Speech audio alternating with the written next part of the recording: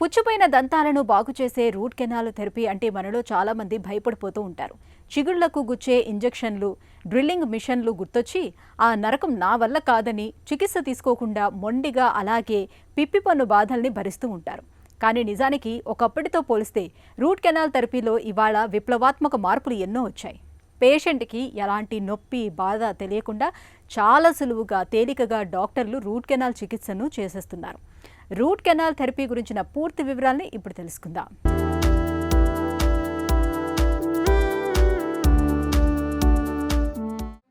పంటి నొప్పి పగవాడికి కూడా రాకూడదు అంటారు మన పెద్దలు. పంటి నొప్పి అనేది ప్రత్యక్షంగా నరకాన్ని చూపిస్తుంది. దంతశూల అనుభవించిన వారికే దాని తీవ్రత తెలుస్తుంది. అయితే ఈ పంటి నొప్పిని భరించలేక డాక్టర్ దగ్గరికి వెళ్ళినప్పుడు చాలా సందర్భాల్లో దంత వైద్యులు పంటికి రూట్ కెనాల్ థెరపీని చికిత్సగా చెబుతూ ఉంటారు. ఇలాంటప్పుడే మనలో చాలామందికి గుండె ఒక్కసారిగా జారిపోతూ ఉంటుంది. రూట్ కెనాల్ అంటే ఏదో పంటి పునాదులను తవ్వి నరాలను పీకేసే ఘోరమైన నరక యాతన అనే భావంతో చికిత్స తీసుకోవటానికి వెనుకాడుతుంటారు. అసలు రూట్ కెనాల్ చికిత్స నిజంగానే అంత నొప్పిగా ఉంటుందా? నిజానికి రూట్ కెనాల్ థెరపీ అంత నొప్పితో కూడుకున్న చికిత్స ఏమీ కాదంటారు డాక్టర్లు. రూట్ కెనాల్ థెరపీ అనేది మనం చెప్పే ముందు ఫస్ట్ టూత్ యొక్క స్ట్రక్చర్ తెలవాలి. సో టూత్కి ఎనామిల్, డెంటిన్, పల్ప్ అని ఉంటుంది. ఎనామిల్ అనేది hardest part of the body. ఆ ఎనామిల్ దాటి క్యావిటీ కనుక లోపలికి వెళ్తే అది డెంటిన్ ఎక్స్పోజ్ అవుతుంది. డెంటిన్లో మైనర్ నర్వ్ ఎండింగ్స్ ఉంటాయి. అప్పుడు పేషెంట్కి సెన్సిటివిటీ వస్తూ ఉంటుంది. క్యావిటీ వస్తే అక్కడి నుంచి కూడా క్యావిటీ ఇంకా డెప్త్లో లోపల పల్ప్కి వెళ్తే కనుక పల్ప్లో బ్లడ్ వెజల్స్ ఉంటాయి, నర్వ్స్ ఉంటాయి, సెల్స్ ఉంటాయి. సో హైలీ వాస్కులర్ అది. సో ఎప్పుడైతే క్యావిటీ కనుక పల్ప్లోకి వెళ్తుందో అప్పుడు పేషెంట్కి సివియర్ పెయిన్ వస్తుంది, అక్యూట్ పెయిన్. సో అప్పుడు మనం చేసే ట్రీట్మెంట్ని రూట్ కెనాల్ ట్రీట్మెంట్ అని అంటారు. పేషెంట్ని టోటల్గా పెయిన్ నుంచి మనం బయటికి తీసుకొచ్చే ట్రీట్మెంటే రూట్ కెనాల్ ట్రీట్మెంట్. అంటే ఆ లోపల ఉన్న పల్ప్ని కంప్లీట్గా తీసేసి దాన్ని పల్పెక్టమీ అని అంటాము. దానిలో మళ్ళీ మన ఇనర్ట్ మెటీరియల్ ఫిల్ చేయటమే రూట్ కెనాల్ ట్రీట్మెంట్. మన పన్ను చూడటానికి బయటికి గట్టి రాయిలా కనిపిస్తుంది, కానీ లోపల చాలా సున్నితంగా ఉంటుంది. నిర్మాణపరంగా చూస్తే పంటికి పైన ఉండే తెల్లటి కవచాన్ని ఎనామిల్ అంటారు. దాని కింద ఉండే రక్షణ పొర డెంటిన్. ఈ రెండింటినీ దాటి లోపలికి వెళ్తే దంతాలకు గుండెకాయ లాంటి పల్పు ఉంటుంది. ఇందులో నరాలు, రక్తనాళాలు అల్లుకుని ఉండి పంటికి ప్రాణం పోస్తాయి.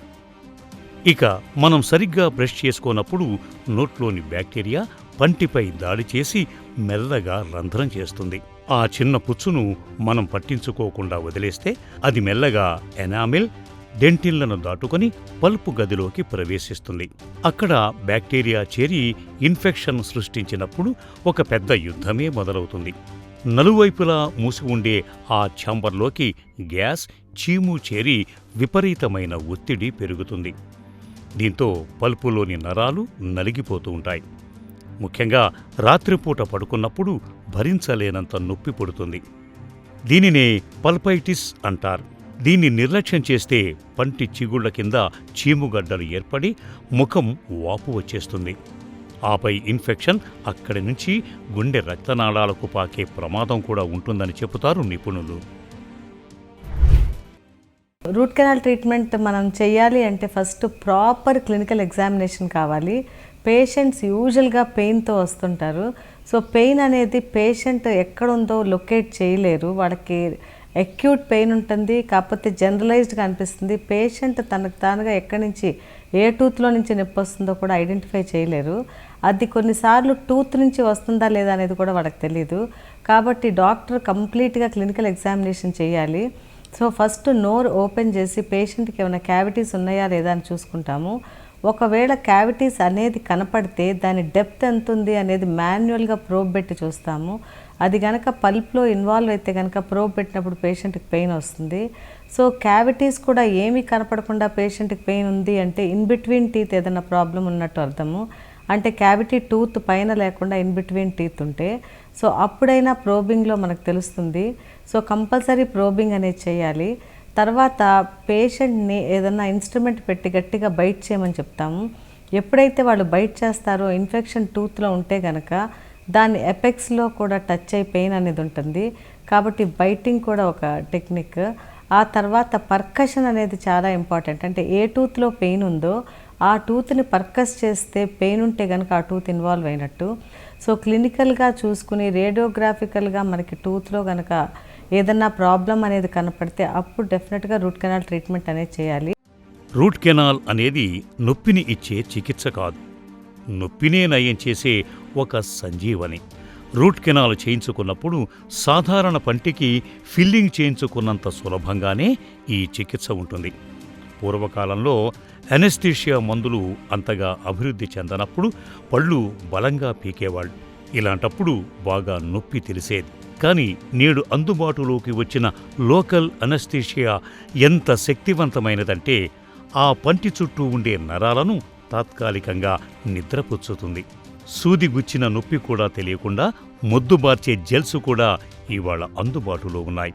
డాక్టర్లు డిజిటల్ ఎక్స్రేలు, పల్ప్ వైటాలిటీ టెస్ట్ల ద్వారా ఇన్ఫెక్షన్ తీవ్రతను ఖచ్చితంగా గుర్తించి చాలా సున్నితంగా చికిత్సను పూర్తి చేస్తారు. సో ఈ రూట్ కెనాల్ ట్రీట్మెంట్ అనేది ఏంటంటే మనం పన్ను లోపల ఉన్న పల్ప్ని కంప్లీట్గా తీయటం. సో ఈ పల్పు తీయటం అనేది క్రౌన్లో పల్ప్ ఉంటుంది, రూట్స్లో పల్ప్ ఉంటుంది. సో ఈ రూట్ ఎపెక్స్ దాకా కంప్లీట్గా మనం డీనర్వేషన్ చేస్తే అది proper root canal treatment. So ఎప్పుడైనా రూట్ కెనాల్ ట్రీట్మెంట్ చేసేటప్పుడు ఫస్ట్ మనం వాళ్ళకి లోకల్ అనెస్థీషియా ఇవ్వాల్సి వస్తుంది. So root canal treatment start చేసేటప్పుడు ప్రాపర్గా ఏ టూత్ చేస్తున్నా ఆ టూత్ని కంపల్సరీ ఐసోలేషన్ చేయాలి. ఏ టూత్కి మనం వాడే మెటీరియల్ అంటుకోకుండా ఉంటుంది. కాబట్టి ఈ మనం ప్రాపర్ ఐసోలేషన్ ఒకటి కంపల్సరీ. ఇవన్నీ చేసినాక ట్రీట్మెంట్ అనేది పల్పెక్టమీ చేయాలి. సో ఈ పల్పెక్టమీకి నెంబర్ ఆఫ్ ప్రొసీజర్స్ ఉన్నాయి. సో ఫస్ట్ ఏంటంటే కంప్లీట్ డీనర్వేషన్ చేయాలంటే సో స్టెప్ బ్యాక్ టెక్నిక్ అని ఒకటి ఉంటుంది, క్రౌన్ డౌన్ టెక్నిక్ అని ఉంటుంది, లేదా ఈ రెండు కంబైన్ చేసే టెక్నిక్స్ ఉంటాయి. సో ఫస్ట్ ప్రొసీజర్ ఏంటంటే మామూలుగా ఎపెక్స్ దాకా కేఫైల్తో వెళ్ళిపోయి ఆ తర్వాత స్లోగా పైన ఈ పల్ప్ అంతా తీసేయటం అది. సో దాని నుంచి కొన్ని ప్రాబ్లమ్స్ ఉంటాయి కాబట్టి అంటే డైరెక్ట్గా ఎపెక్స్లోకి ఇన్ఫెక్షన్ మనం క్యారీ చేస్తాం కాబట్టి ఇంకోటి క్రౌన్ నుంచి కూడా మొత్తం ఎక్స్టర్పేట్ చేసుకుంటా రూట్ ఎపెక్స్ దాకా వెళ్తాము. సో ఇది కూడా మనకి ఇబ్బంది అనిపిస్తే రెండు ప్రొసీజర్స్ కలిపి కూడా చేయొచ్చు. సో మనం మొత్తం పల్ప్ తీసేసినాక ఆ ప్లేస్లో మనం ఇనర్ట్ పాయింట్ ఒకటి పెట్టాలి. అంటే ఎప్పుడైతే మనం నర్వ్ తీస్తామో అప్పుడు మనం గట్టపరిచే పాయింట్స్ అని ఆ రూట్ కెనాల్స్లో పెట్టాలి. సో రూట్ కెనాల్ ట్రీట్మెంట్ అయ్యింది అంటే టూత్ నాన్ వైటర్ అయినట్టు అర్థము. సో ఎప్పుడైతే రూట్ కెనాల్ ట్రీట్మెంట్ అవుతుందో కంప్లీట్ దానిలో వాస్కులారిటీ ఉండదు, at the same time nerves ఉండవు. సో అది డెడ్ టూత్ కింద లెక్క. సో ఆ టూత్ మనం మినిమం ఒక 1 month మనం ఇచ్చే సిమెంట్ పెట్టినా కూడా తర్వాత దాన్ని మనం క్రౌన్ అనేది కంపల్సరీ వేయాలి. వేయకపోతే కనుక డెడ్ టూత్ నాన్ వైటల్ అయిపోయి ఎప్పుడైనా ప్రెషర్ పడితే ఫ్రాక్చర్ అయ్యే ఛాన్సెస్ ఉంటాయి. రూట్ కెనాల్ చికిత్సలో భాగంగా డాక్టర్లు ఇన్ఫెక్ట్ అయిన పల్ప్ భాగాన్ని పూర్తిగా తొలగించి సూక్ష్మమైన రోటరీ ఫైల్స్ ద్వారా పుచ్చిన దంతాన్ని శుభ్రం చేస్తారు. ఆపై యాంటీసెప్టిక్ ద్రావణాలతో లోపల బ్యాక్టీరియా లేకుండా కడిగి సహజ సిద్ధమైన బయో కంపాటబుల్ మెటీరియల్తో సీల్ చేస్తారు. ఆ తర్వాత పంటికి పటుత్వం కోసం ఒక కిరీటం లాంటి క్యాప్ లేదా క్రౌన్ను అమరుస్తారు. రూట్ కెనాల్ చేసిన పంటికి క్యాప్ చేయటం వల్ల ఆ పన్ను మళ్లీ పూర్వపు బలాన్ని పుంజుకుంటుంది. ఇక దంతాలు పుచ్చిపోయి రూట్ కెనాల్ థెరపీ వరకు రాకుండా ఉండాలంటే రోజుకు 2 సార్లు విధిగా బ్రషింగ్ చేయాలి. నోటిని శుభ్రంగా ఉంచుకోవాలి.